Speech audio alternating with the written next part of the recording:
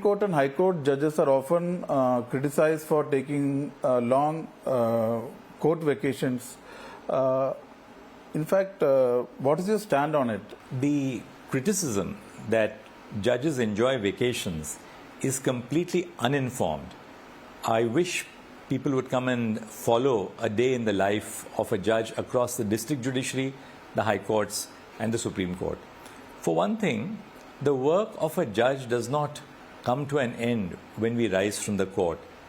The work of a judge continues well after we rise from the court. For instance, in the evening, we have to spend the entire evening editing the orders which we had delivered in court. Thereafter, we have to read for the next day. There are cases where judgments have been reserved, so you have to sit down in your chambers or at home and dictate those judgments. My own experience over the last 24 years is that all judges work through the week. It's a 7-day week for all judges of the Supreme Court, and I dare say for the high courts and the district judiciary as well. Actually, calling them vacations is a misnomer. Even during the vacations, judges spend a good deal of time preparing the judgments which have been kept reserved. For instance, in the summer vacation, the summer recess which got over, I was working personally on judgments of the Constitution bench on which we have heard arguments and where we'll have to declare judgment. And the same applies to all my colleagues as well. What is the secret of your youthful look? In fact, you don't look like a judge who has to retire in 3.5 months, but who has many more years to go.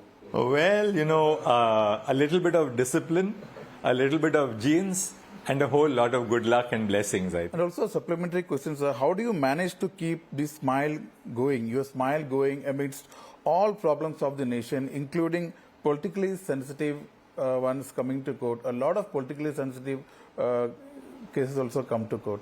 Well, you've been trained over the last 2 decades that I've been a member of the legal profession. First, as a judge since 2000, and before that, when I was at the bar.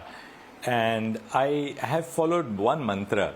I take my work seriously, but I don't take myself necessarily very seriously. And I think that really keeps me going, because I always look at the funny side of life, though I take my work very seriously.